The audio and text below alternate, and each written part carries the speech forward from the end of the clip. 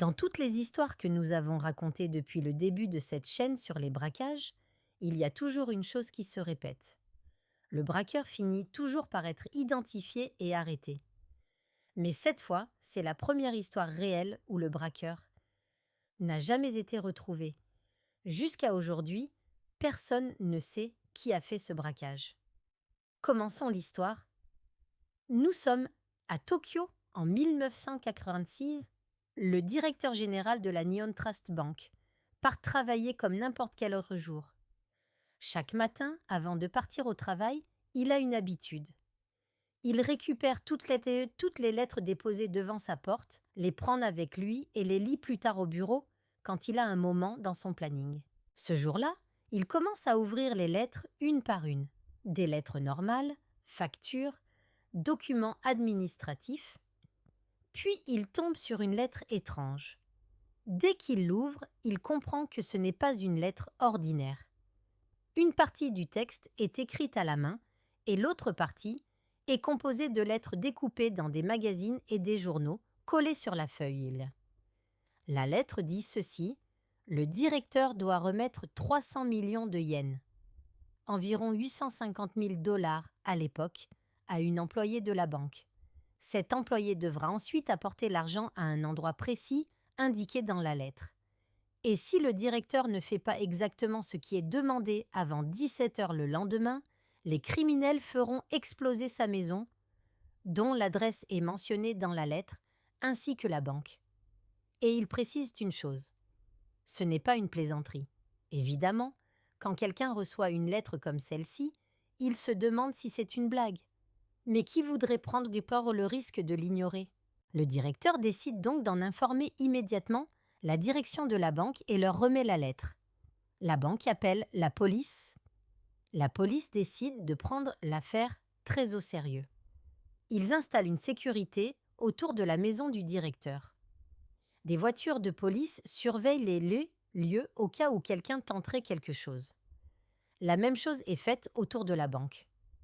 Une fois toutes ces mesures en place, le directeur et les employés commencent à se sentir un peu plus rassurés. Les policiers pensent que personne n'osera agir avec autant de sécurité autour des lieux. Environ 50 policiers sont mobilisés pour surveiller la maison et la banque. Ils attendent jusqu'à 17 heures, l'heure à laquelle les criminels avaient menacé de faire exploser les bâtiments. 17 heures arrivent, mais rien ne se passe. Aucune explosion. Même si le directeur n'a pas payé l'argent, il ne se passe absolument rien. Tout le monde commence alors à penser que ce n'était qu'une fausse menace, peut-être une mauvaise blague pour effrayer le directeur. La police réduit alors la sécurité autour des lieux. La vie reprend normalement. Le directeur réunit ses employés et leur explique qu'il s'agissait probablement d'une plaisanterie, mais qu'ils doivent rester vigilants. Puis chacun retourne à son travail. À cette époque, au Japon, les salaires n'étaient pas versés par virement bancaire comme aujourd'hui. Les banques transportaient de grosses sommes d'argent en liquide jusqu'aux entreprises pour payer les employés. Ce jour-là, la société Toshiba devait recevoir l'argent destiné aux salaires et aux bonus de ses employés. La banque prépare donc 300 millions de yens en espèces, place l'argent dans une voiture et l'envoie avec 4 agents de sécurité. La voiture roule vers l'entreprise Toshiba. Les employés sont encore un peu nerveux à cause de la lettre de menace reçue la veille, mais plus ils avancent sur la route, plus ils se détendent. Ils sont presque arrivés. Il leur reste environ 200 mètres avant d'entrer dans l'entreprise. Soudain, un policier en moto surgit et bloque la route. Il leur ordonne immédiatement de s'arrêter et de sortir du véhicule. Le policier leur dit alors quelque chose de très inquiétant. La maison du directeur aurait explosé et la police aurait reçu un signalement disant que leur voiture pourrait être piégée avec une bombe qui pourrait exploser à tout moment. Il leur ordonne donc de s'éloigner immédiatement du véhicule et de se mettre à l'abri. Les employés obéissent et se cachent derrière un mur. Pendant ce temps, le policier inspecte le dessous de la voiture. Puis soudain, il crie « Courez ! Éloignez-vous !» Les employés voient alors de la fumée sortir sous la voiture. Ils courent se cacher et attendent l'explosion. Quelques secondes passent, puis plusieurs minutes, Mais aucune explosion n'arrive. Quand ils reviennent voir la voiture, le policier a disparu. La voiture a disparu. Et les 300 millions de yens ont disparu. Ils appellent immédiatement la banque pour savoir si la maison du directeur a vraiment explosé. La réponse est simple, non. Rien n'a explosé. La police comprend alors qu'il s'agissait d'un braquage parfaitement préparé.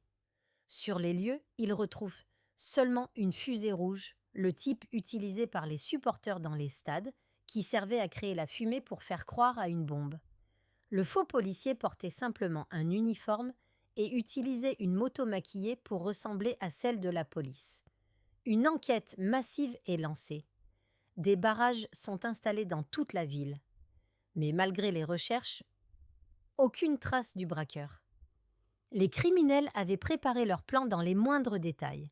Ils avaient brûlé plusieurs voitures et changé de véhicule plusieurs fois pour effacer leurs traces. La police retrouve des centaines d'empreintes et d'indices, mais aucun ne mène au voleur.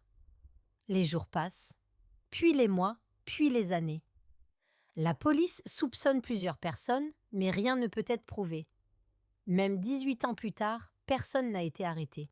Et à cause de la prescription légale, le crime est finalement classé sans suite. Les autorités annoncent même publiquement: si le braqueur veut se présenter et raconter comment il a réussi ce coup, il ne sera plus arrêté. Mais personne ne s'est jamais présenté. Aujourd'hui encore, plus de 60 ans plus tard, personne ne sait qui a commis ce braquage. Probablement que le cerveau derrière ce plan est mort depuis longtemps. Mais une chose est sûre, c'était l'un des braquages les plus parfaits de l'histoire. Et voilà, l'histoire d'aujourd'hui est terminée. J'espère qu'elle vous a plu et que vous allez me soutenir pour que je continue à vous raconter une nouvelle histoire chaque jour. Et surtout, n'oubliez pas de mettre un like, de partager la vidéo et de vous abonner à la chaîne pour ne rater aucune nouvelle histoire. On se retrouve très bientôt pour une nouvelle histoire. Prenez soin de vous et à très bientôt.